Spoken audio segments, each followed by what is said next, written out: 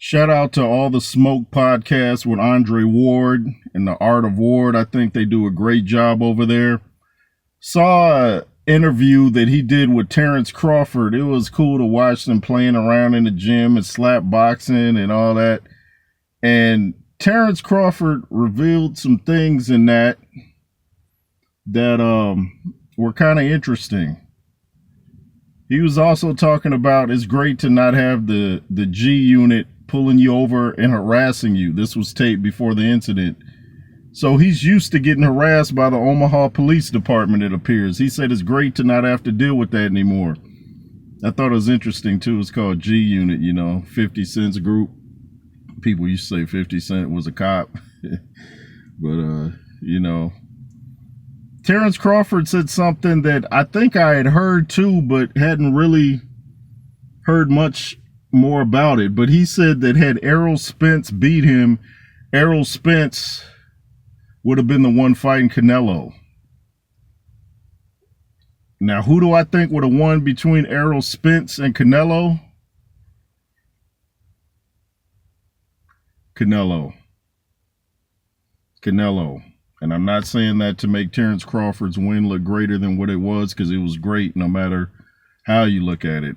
I'm saying it because I just think Canelo is too disciplined. I always say the fighter that lives like a fighter outside the ring is generally the guy that wins in the ring. Canelo's a much more disciplined guy outside the ring than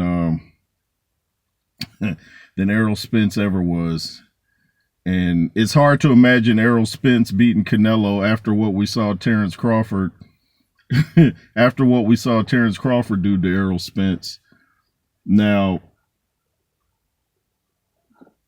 Errol Spence hasn't been in the ring for 2 years, maybe 2 years plus. Don't know if he's coming back or just what. But I don't really see what he could have hit Canelo with that would have really bothered him. He probably would have outpunched him, but I think he would have just gotten worn down. And, I know a lot of people were surprised. Like, what, you picked Canelo over Errol Spence? Yeah, absolutely. And even, let's say Errol Spence, even if he had beaten Terrence Crawford, I still would have picked Canelo to beat Errol Spence. Sometimes I notice on my videos, I say so many different names, I get them mixed up, and then I say some strange stuff. But I think you guys know what I'm talking about, even if I misspeak. But do you guys think Errol Spence would have had much of a chance against Canelo? I think it might have looked not like the Charlo fight, because Errol Spence got more heart than that. He's not going to run around. He's going to stand in a pocket and fight at times. But I think at some point he would have got hit with something that made him realize I'm kind of in over my head. Terrence Crawford said the fight would have been held at 164, though. So I guess we'll never know. But it's an interesting thing to think about, because like I said, I had heard it being touched on, but I wasn't really sure if it was legit. But it sounds like it was legit that Canelo was to face Errol Spence. Had Errol Spence beat Terrence Crawford around 2 years ago. You coming back, Errol? What's up? What's up, man? You coming back or what? Boy, this division is getting, or the lower divisions are getting real interesting. My main division is the heavyweights, but I got a lot of favorite fighters now. I got Usyk in there as my favorite, Terrence Crawford.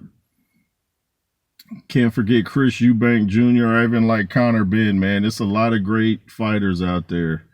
And there's some guys coming up, too. I like Joseph Parker. I still like Anthony Joshua. He needs to get his spirit right, though, like I always say. Stop following those false religions, AJ. Get back with the real believers.